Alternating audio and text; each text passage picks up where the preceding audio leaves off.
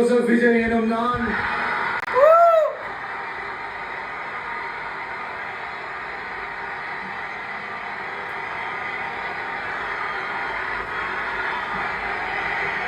சட்டப்படி அமைக்கப்பெற்ற இந்திய அரசியல் அமைப்பின்பால்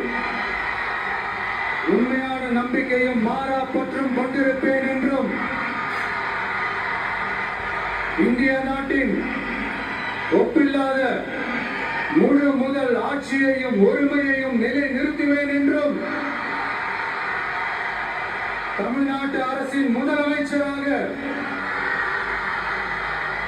உண்மையாகவும் உடச்சான்றின்படியும் என் கடமையை நிறைவேற்றுவேன் என்றும் அரசியல் அமைப்பிற்கும் சட்டத்திற்கும் இணங்க அச்சமும் ஒருதலை சார்பும் இன்றி விருப்பு வெறுப்பை விலக்கி